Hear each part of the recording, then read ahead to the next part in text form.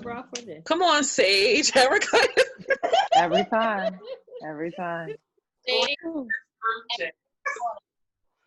And what's that? What's she following up the Sage with? Organic rose water. I done got the petals. I put it in the water, and I got my own rose water. Here we go. Oh, I do that.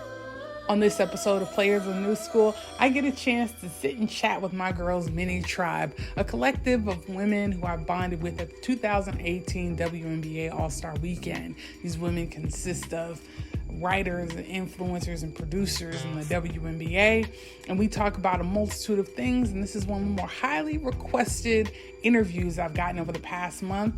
So, without further ado.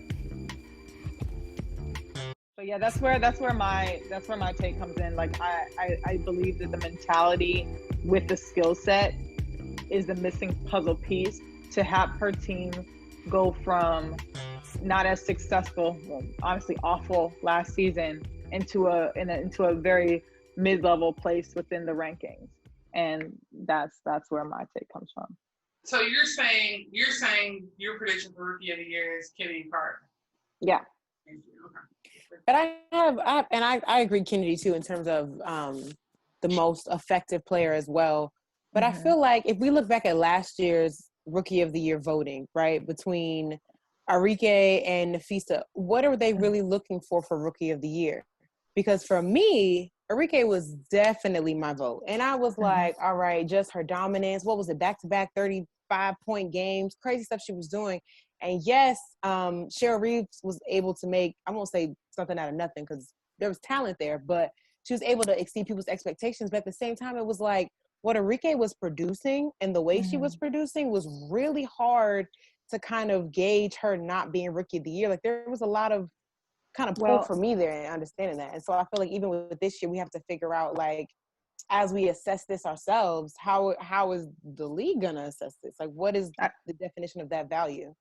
I think for Fee, they looked at the whole span of the season, because at one point it was a matter of kind of dead, then Arielle, right? So we had this surge of Arielle greatness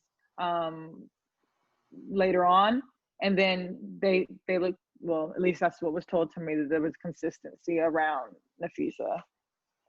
From start to finish. Okay. Well, we got to, I guess, gauge who's going to be good out the gate. Yeah, because Arielle did have like a strong run, like mid-season. Right. In the summer. And Dallas was pushing for they fed her the ball for her stats to be up higher too. Like there was a lot they went in with Dallas trying to push for her, but I think that it was just a little too late in regards to like an overall year. Erica got tea, and I'm just looking at her face. I want Erica's face is always like. I find these awards to be extremely frustrating for so many levels. Like whether it's Rookie of the Year last year or 2016 MVP, like every year the target is different. And that is because every year players are different, teams are different. Going back to the question is who's going to be Rookie of the Year? They didn't go through training camp. Okay, well, who's going to be Rookie of the Year based on how they performed in the NCAA? Well, we didn't even see an NCAA. So that is arguably, for me at least, would be a better gauge of how this person is going to, in a very short period of time, because they don't get a full, however many game season that they get in NCAA. They're not going to be getting all of the accoutrement that they get in college. They're going to be living on their own with a bunch of people that's coming at their neck every single day. Put them in the tournament, and then let's see that. But then from there, what you would have to do, and I'm not a math person, so someone out here who listening to this, you come hit me up with these numbers. But then what you would need to do is look at people at that position and then look at the type of player, the profile of player that has been quote unquote successful in their rookie season to even be able to theoretically put together comps. But even if you did all of that, that doesn't matter, because most of the people who do and write these comps are not the ones voting. And who knows what the people who vote actually, I have no idea what the criteria is. We have no idea. And so all of us who put these think pieces together, or who, like Ben Dahl, shout out to Ben, who would do a really great breakdown of film, or Howard, who I think Howard might have a vote. But anyway, like a Howard or, her Hoop Stats, who would do great statistical analysis. I don't know how many of those people actually get a vote. So that's why it's like all of this hoopla conversation about stuff that at the end of the day is dependent on the athletes, their teams, and their preparation, as well as a bunch of other factors. And we who sit on our couches or, you know, up in the box get to feel good about a win or a loss. I don't know.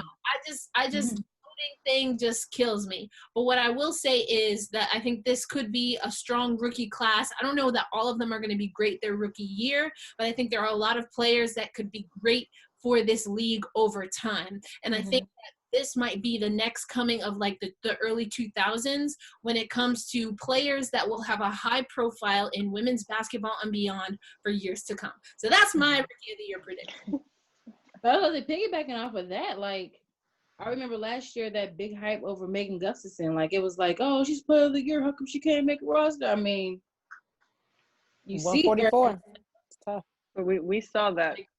Yeah. We saw that prediction coming into the league with not being able to be transferable with the skill set. But yeah, Erica's right. Just saying that. I get what you mean, Jasmine. Hype don't mean everything. Yeah. Yeah, no. Like I said, like the way I just look at it, like, even though we can't properly assess, you know, I just look at team need and if that player can fill that, and then the difference of record between the year before and the present. I think that's a really big factor too. I think if you can turn around your program, they're really taking into account like, oh, the addition is you, even if it is random things around you. I think that when they look to evaluate, they're like, what? Same way with MVP. It's like value. How far can you get your team? You know, how much of an impact do you have in improving the overall? Exactly. And that's why Emma won MVP of finals, because she was that person to really catapult the Mystics to that championship. Even though EDD is the name, finals MVP is different than, huh? I'm just talking about like from that standpoint. Even though it may be confusing.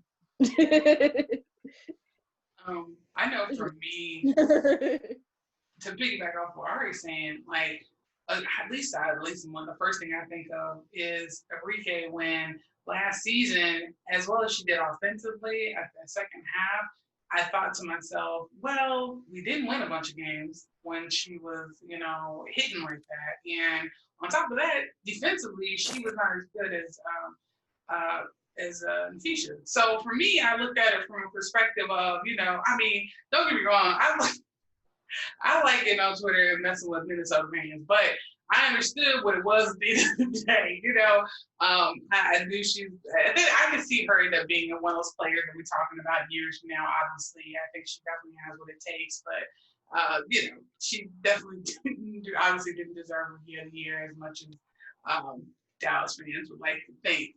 Now to switch into the NBA a little bit, more of a throwback NBA. We've all been watching The Last Dance. I'm just curious, what has been y'all's biggest take from watching The Last Dance? Okay, so I was happy to kind of see Jordan like just talk. Let me explain. You guys know my background as far as like basketball goes, that I didn't watch basketball growing up and everything. So I missed the whole Jordan era. Of course, I knew who he was.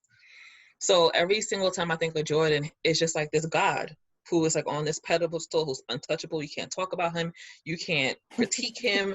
You can't even like mention him with the name of anybody else except maybe people who played with him or around his time, right?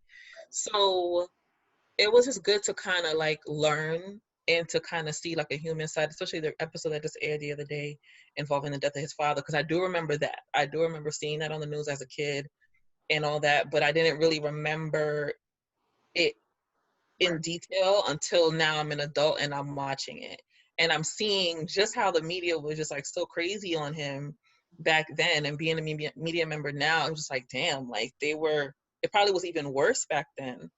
And it was just really interesting just to see him like a more human side, all facets of him being human, whether it was that episode, whether it was him being kind of like arrogant, kind of like an asshole, whether it was him when he was in his early days where he sounded country as hell, Like it was just like kind of good just to kind of learn about the person that he was. Yeah.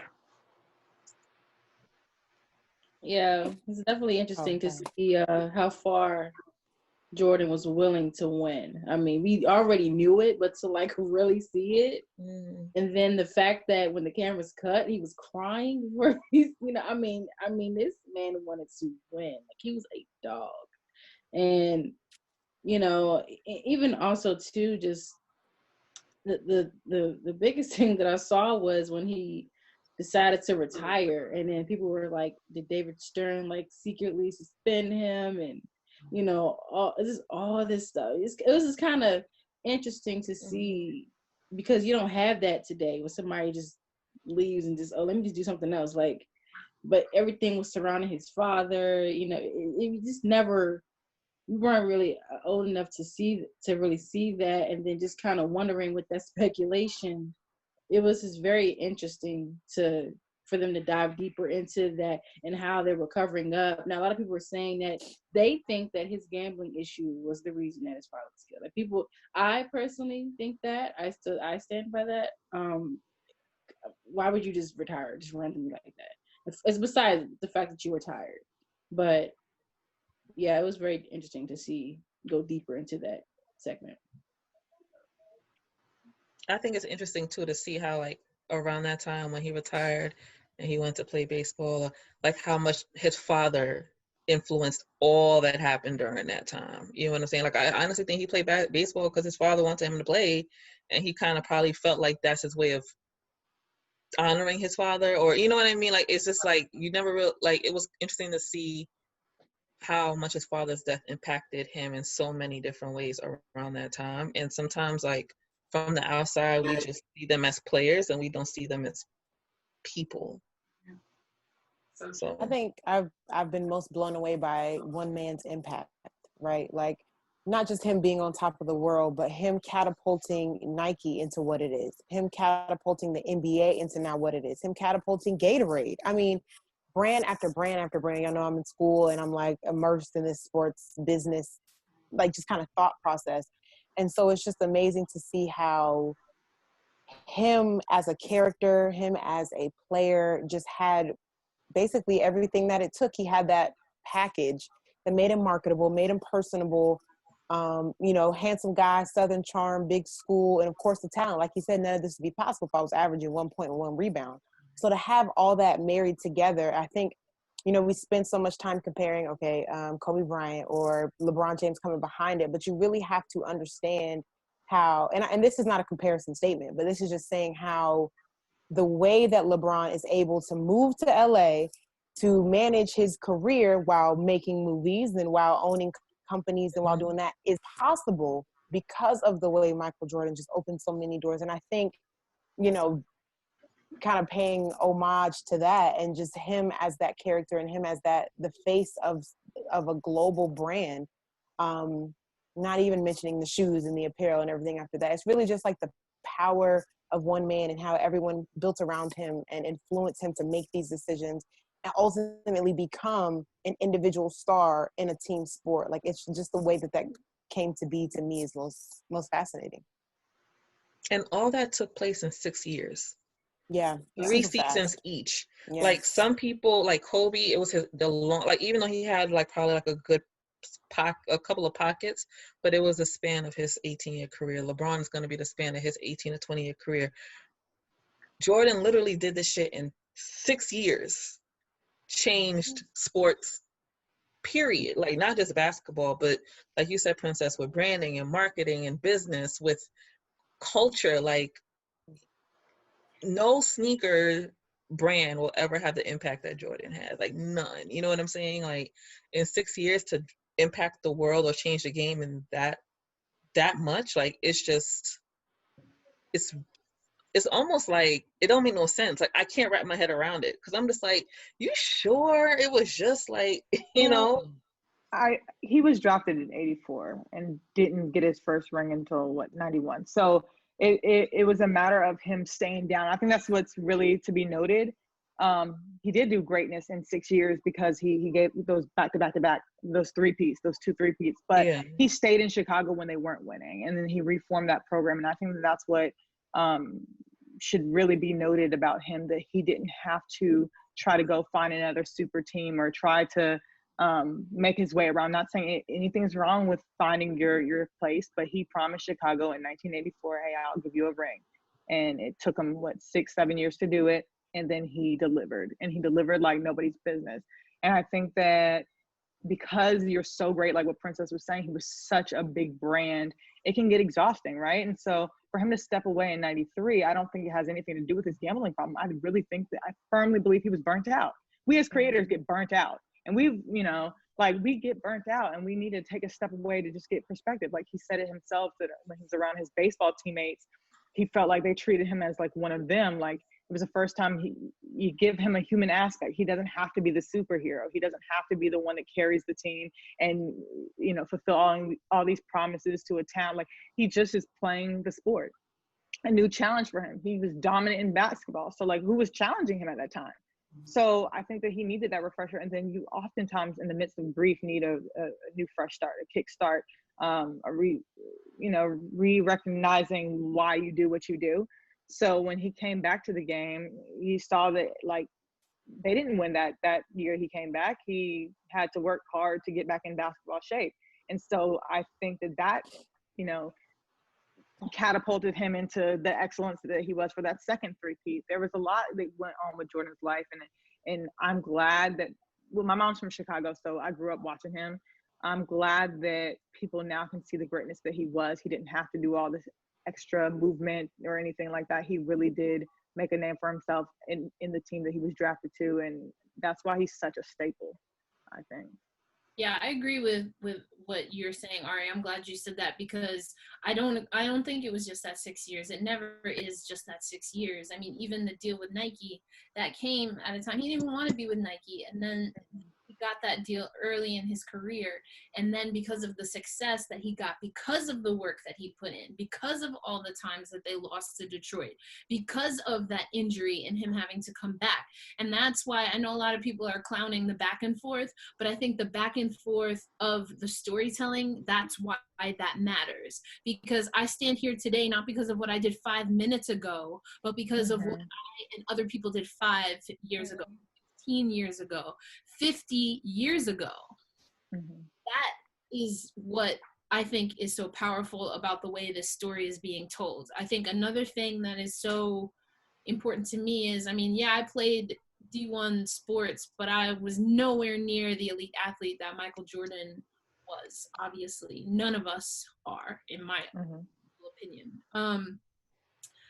But his ability to, without apology, explain what it takes to be that, and to be that in everything.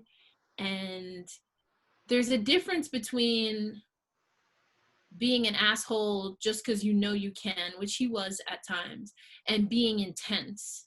And I always think people respect and appreciate intensity. There's sometimes that people will bring an intensity to things that other people can't understand, and that can be very isolating. And I think that Jordan being able to open up in the documentary, he's not asking for permission to be himself. He's not asking for forgiveness for the things and the places where he misstepped. He is just acknowledging himself. And y'all could take it or leave it. And it sounded like what he was saying, especially in these last few episodes, that's how he always came at it. And I think there is a lot to be said about that. I hope that women, Black women in particular, who might be watching this, whether on their own or because other people that they know are watching it, I really hope that is what resonates. Maybe that won't look as intense as it did for Jordan in basketball, but find your thing and be unapologetic with it. And that is what I really appreciated. And, all the other stuff is noise. And I think that was really cool. Even the stuff with the politics, people clowning him about saying Republicans wear sneakers too. I'd always heard that growing up. But then to hear him explain it and to see how it kind of really went down, you should never endorse a candidate just because somebody asks you to, if you don't know nothing about them. You look at the political scene right now, and I can't even imagine endorsing any politician, let alone someone that I didn't personally agree with. So those kinds of things I think are through lines. Yes, this is basketball. The story is about his basketball career, but I think there were so many things that Jordan throughout his life has been consistent on, and I don't think he gets credit for being consistent. He's always been a consistently hard worker. Terry Francona, he's won how many World Series championships? And this man who is elite in baseball said that Michael Jordan worked so hard and was thrown into a situation that, if you don't know the baseball farm system, he probably shouldn't have been thrown into. It was done for his safety. He then worked his butt off to the point where someone who is literally a professional has won, or been in just as many situations to win as Jordan has. To say that he could have made it to Major League, that's not, in baseball, people don't just give that to you. Especially people of a certain age, that's just not going to be given to you. And I just, people were out here clowning him, but just like any baseball player going to play basketball or football, like, you don't do that automatic. It's not going to look sexy, but he still put the work in. And that, I think, is what my big takeaway has been. Yeah, that's a solid take. I love that take. And for me, it's almost like when you brought up the point about all the years that he put in the work and all that, I feel like not enough can be said, because I feel like you use an analogy about your own career. And it's so funny that I tell young people this all the time. I'm like, I said, and I'm always trying to explain to them, I still have so much I want to accomplish. But what you're seeing, and I said, sometimes people see the glitz and glamour, the highlight of what it is that we do and don't understand. And like with MJ,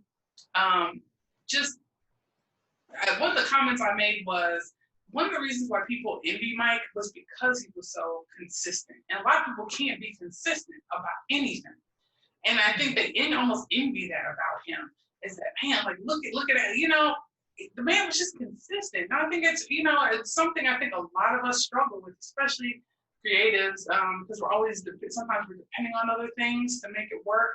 But I think it's amazing, great point each of you brought up. But now I kind of want to switch gears here with everything. I just want to say one thing about the 6th season thing. Okay. I know obviously like he had like a long career, but from someone who's from the outside looking in, those are the 2 seasons that you always hear about. Like, you don't hear much about like the growth and like you hear about him when he first got drafted in the 80s and everything like that, but that 91 to 93 and that 96 to 98, like, those are the 2 seasons that I think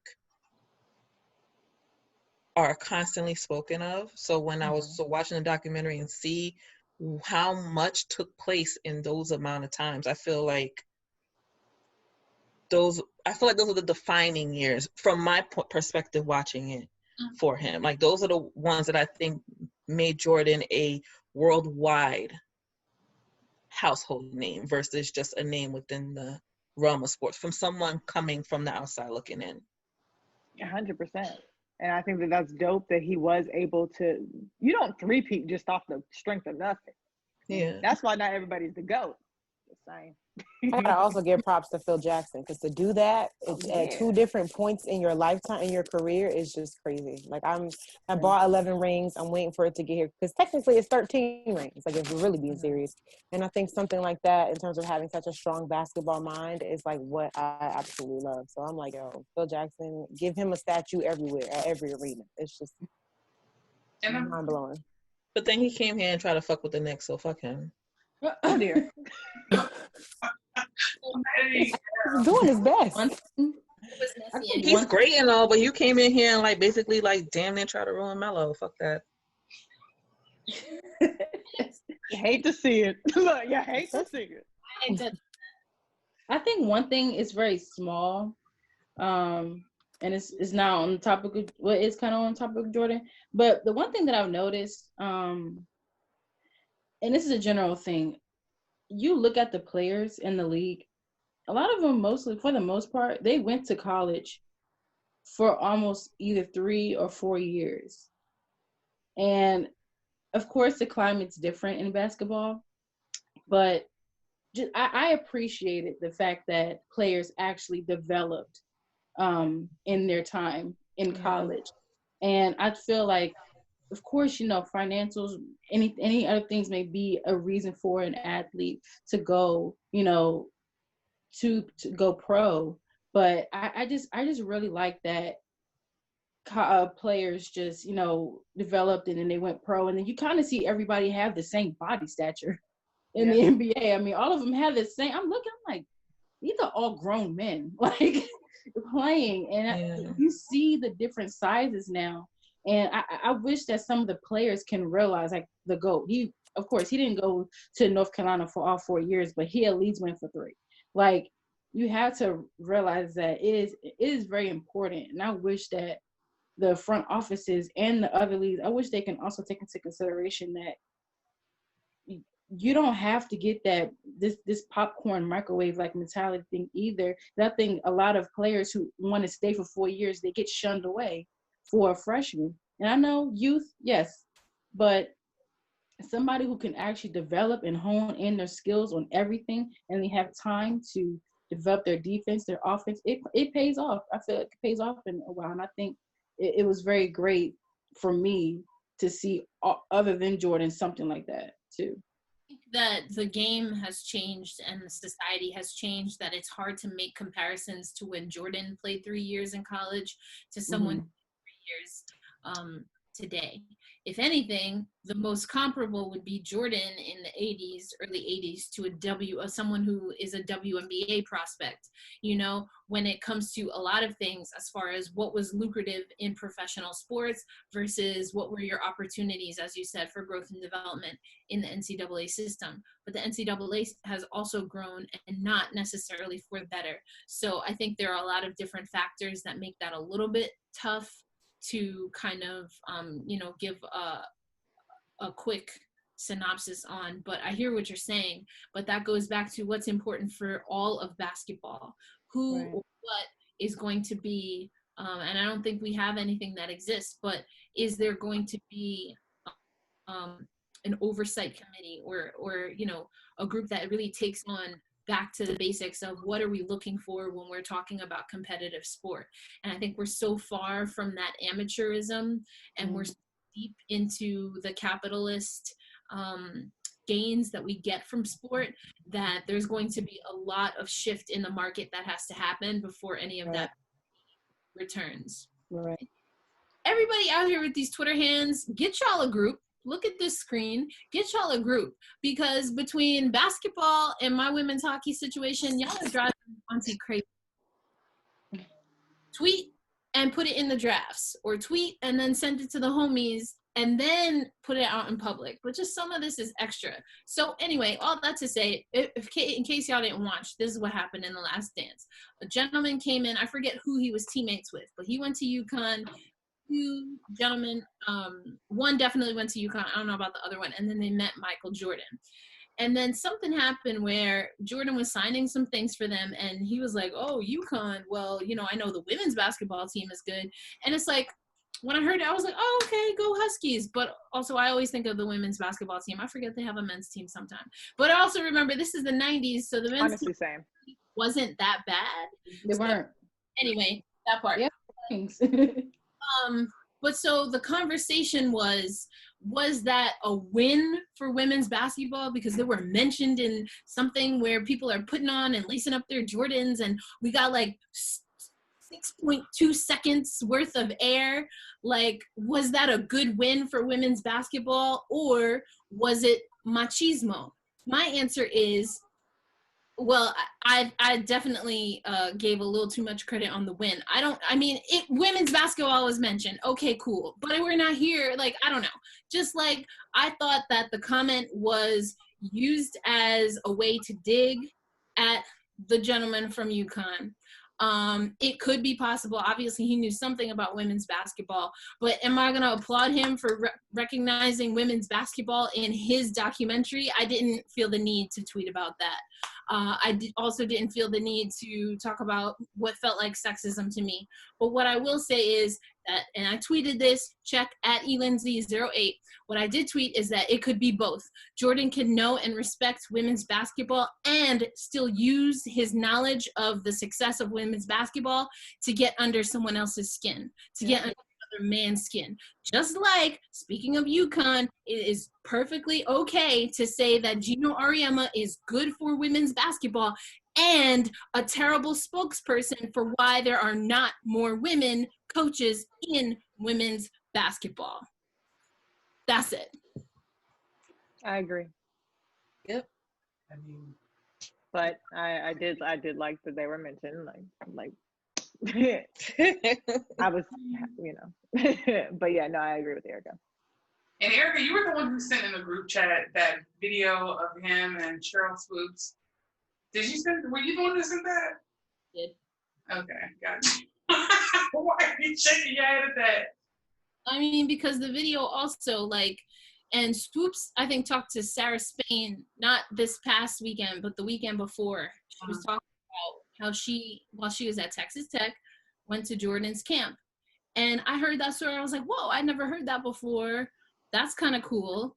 And then there was a clip that was being sent around, and the clip was still cool. And you could tell it was kind of maybe a little scripted, but they definitely wanted them to spar a little bit. It seemed like it was kind of, you know, like a little segment or something. I don't know what news it was for or whatever. But so I was like, okay, cool. I'm a huge Swoops fan. Jordan's kind of cool too, but Swoops that was my Jordan, if you will. But then one thing where I was ready to throw that whole shit away, because she comes in, Jordan's talking to the camera, Swoops comes in, and she says something like, oh, like, are you ready? Like, we about to do this? And then he's like, oh, you want to play or something like that? And she says, please. And then he goes, looks into the camera, and he goes, I love it when they beg. Yeah, the scene already is cringeworthy. AF. It's so cringeworthy. That's what I'm talking about. So now we have two examples where, you know, the percentage of cringeworthiness is tilted, but it's the same, like, how much do we want women's basketball as a part of the conversation at the cost and the expense of having to deal with and essentially ignore systemic sexism? Because even if you don't want to say Jordan is a sexist, that is taught and learned sexist behavior that is perpetuated in our society. To when someone said, if he had said, oh, I like it when people are polite. If he had said, I like it when people say please, I could have at least let that go. But he said, I love it when they beg. Yeah. This is a college student. That's cringeworthy. Yeah, like LeBron would have been at the post if something like that. If you know he had Sabrina, that would have been a wrap. But y'all, don't forget the handle is at ELINDSAY. Y'all can at me all you want, because I'll say it till the cows come home. Jordan said what he said, and I said what I said. I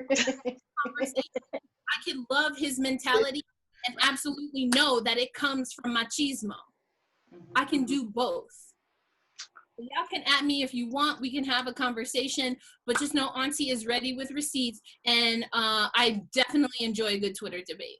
Listen, I'm gonna warn any fan bros of Jordan's now. Save yourself. Don't bother. I'm telling you now, just don't even bother. Just put it in the So, you know what I'm saying?